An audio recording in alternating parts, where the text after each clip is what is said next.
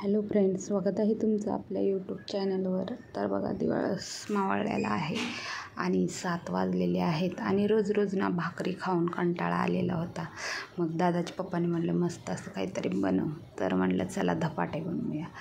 तर इथं ना मी 4 वाट्या ज्वारीचं पीठ घेतलं होतं आणि एक अर्धी वाटी बेसन घेतलेलं होतं. त्यानंतर बघा मिरच्या घेतल्यात 10-12 भाजून आणि एक 10-12 पाकळ्या लसूण घेतला आहे आणि कोथिंबीर घेतली आहे. आता सगळ्यात पहिलं लसूण, कोथिंबीर आणि हिरवी मिरचीचा ना मी ठेचा वाटून घेणार आहे.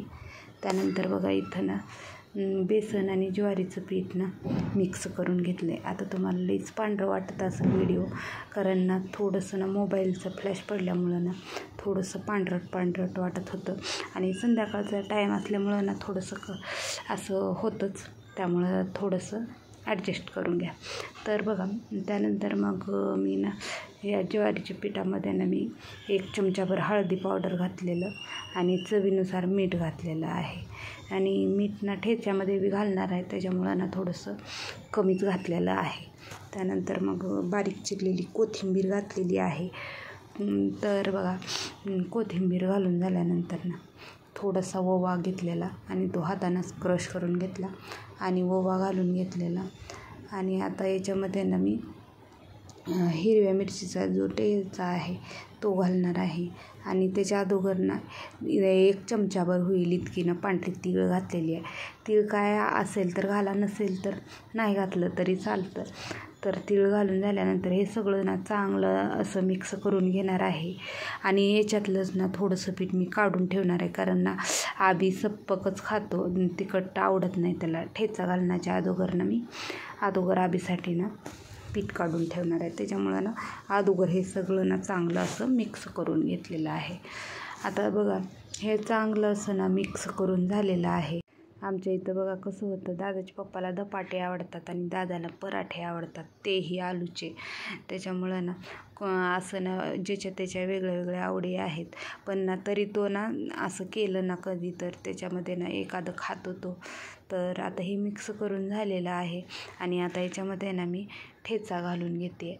ठेचा थोडासा ना तिखट आहे आणि आम्ही जास्त काही तिखट खात नाही, त्यामुळं ना थोडासाच घालून घेणार आहे, 1 ते 1.5 चमचा.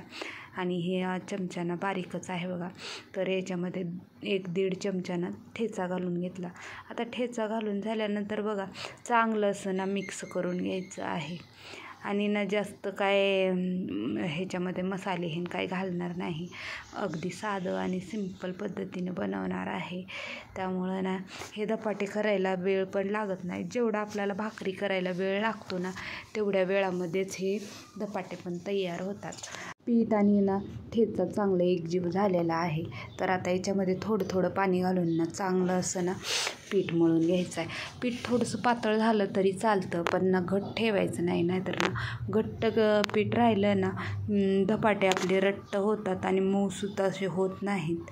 त्यामुळं ना पीठ थोडंसं सैलसरच ठेवायचं आहे, जास्त घट्ट मळून घ्यायचं नाही आहे. आपल्याला जसं पाहिजे ना तसं पीठ आता थोडं पाणी घालून छान असं मळून घेतलेलं आहे, बघू शकता. आता जास्त घट्टही नाही जास्त पातळही नाही असं पीठ मळून घेतले. जेव्हा धपाटे थापीन ना तेव्हा थोडंसं ना पीठ पातळ करून घेणार आहे. त्यामुळं ना जास्त पातळ करायचं नाही आहे पहिल्यांदा. तर त्यानंतर बघा आता इथं ना जेवढं मला धपाट्याला ना पीठ पाहिजे ना तेवढं घेतलेलं आहे. जसं आपण भाकरीसाठी घेतो ना तेवढाच घेतलेला आहे, जास्त मोठाही करणार नाही आहे धपाटं मी, आणि जास्त जाडही ठेवायचं नाही. त्याच्यामुळं ना भाकरीला जेवढा उंडा घेतो ना तेवढा गोळा घेतलेला आहे. आणि जसं भाकरीसाठी उंडा तयार करतो तसं ना थोडंसं पसरावून घेतलेलं आहे हातानंच.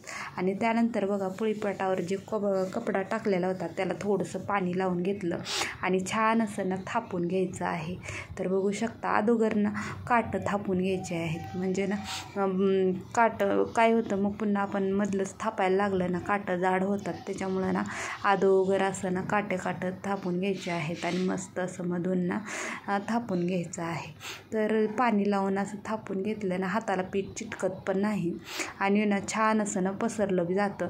आणि जास्त घट्ट पीठ केलं ना बघा असं थापायला बी ना थोडंसं अवघड जातं आणि असं सैलसर आणि जेवढं पातळ असं पीठ राहतं ना तेवढं लवकर धपाटा तयार होतो आणि ना पसरायला प्रॉब्लेम पण होत नाही.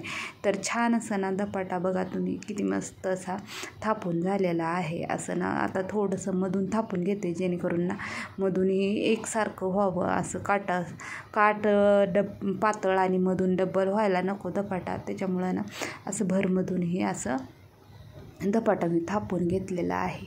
तर बघा मस्त असं आपलं धपाटं तयार झाले. आता ह्याला ना आपल्याला तर बघा आता धपाटं थापून झाल्यानंतर आता ह्याला भाजून घ्यायचं आहे आपल्याला. मी तवा पहिलंच ठेवून दिलेला होता, तवाही चांगला गरम झालेला आहे आणि धपाटं बघा जास्त पातळही नाही जास्त जाडही नाही, असं ना मस्त असं धपाटं तयार केलेलं आहे. तर तवाही गरम झाला आहे. आता याच्यावर ना थोडंसं तेल टाकून घेणार आहे जेणेकरून आपलं धपाटं ना चांगलं उठलं जावं आणि चिटकू नये तव्याला त्यामुळं. आणि आता कपड्याला धरून ना असं तव्यावर टाकून घ्यायचं आहे धपाटं आणि बघू शकता मस्त असं धपाटं तयार झालं आहे, गोल असं तयार झालेलं आहे. आता याच्यावरून ना थोडंसं तेल घालून घेते म्हणजे ना छान असं उठलं जावं आणि तेल टाकल्यानं ना धपाट्याला खूप छान चव येते. त्याच्यामुळं ना वरून थोडंसं तेल घालून घ्यायचं म्हणजे ना खालून असं चांगलं उठलं पण जातं आणि ना क्रिस्पी पण बनतं त्याच्यामुळं. तर बघा आता ना खालच्या साईडनं छान असं धपाटं उठलेलं आहे. आता दुसऱ्या साईडनंही असंच ना छान असं ना भाजून घ्यायचं आहे, असं दाबून मस्त असं ना खरपूस होईपर्यंत छान असं धपाटं भाजून घ्यायचं आहे.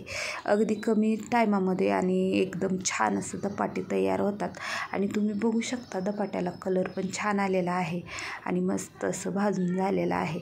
थोडंसं तेल लावून ना भाजून घ्यायचं आहे. एकदम कमी टायमामध्ये आणि कमी मसाल्यामध्ये तयार होतं बघा. आणि ना ह्याला तुम्ही ना फोडणीची डाळ असते ना त्याच्यासोबत किंवा ना दह्यासोबत खाऊ शकता, खूप छान लागतात. तर बघा याच पद्धतीनं ना मी सगळे धपाटे करून घेणार आहे आणि एकदम मस्त असे धपाटे तयार होतात. आणि बघा ह्या धपाट्याला ना असं मध्ये ना असं येज करून घ्यायचं बोटाच्या साह्यानं. मला ना लक्षातच नव्हतं, त्याच्यामुळं ना मी येज काय केली नाही आणि पुन्हा लक्षात आलं, त्यामुळं ना असं परत जे धपाटे केलेले होते त्या धपाट्याला ना मी येज करून घेतलेलं आहे. त्यानंतर याच पद्धतीने मी सगळे धपाटे करून घेतलेले आणि खूप छान असे धपाटे तयार होतात. करून बघा, तुम्हाला नक्की आवडेल. तर बघा मला ना रोजच्या रोज मला असे व्हिडिओ टाकायला जमत नाहीत, कारण की ना घरामध्ये लहान बाळ आहे आणि त्याला सांभाळून घरचं काम आवरून व्हिडिओ करणं ना मला तेवढं काही जमत नाही. त्याच्यामुळं ना मी जसं मला जमतं तसं ना मी व्हिडिओ काढत असते आणि टाकत असते. तर तुम्ही ना समजून घ्या थोडंसं. त्यामुळं ना मला जसं टाईम भेटेल तेव्हा ना मी व्हिडिओ टाकत जाईन. तुम्हाला जर माझे व्हिडिओ चांगले वाटत असतील तर ना व्हिडिओला लाईक करा, कमेंट करा, शेअर करा आणि ना माझे व्हिडिओ कसे वाटतात कमेंट करून नक्की सांगा मला. आणि चॅनलवर नवीन आलेले असाल तर चॅनलला सबस्क्राईब करायचं विसरू नका. आणि तुमच्या एका लाईकमुळं ना मला असंच प्रोत्साहन मिळेल आणि ना मी असे छान छान व्हिडिओ बनवत जाईल. मस्त असे आपले धपाटे तयार झालेले आहेत. तुम्ही याला फोडणीच्या डाळीसोबत किंवा दह्यासोबत खाऊ शकता, खूप छान लागतात. तर इकडं आबीला ना दह्याला बघून भूक लागलेली आहे, त्याच्यामुळं ना त्याने घातलं आहे दह्या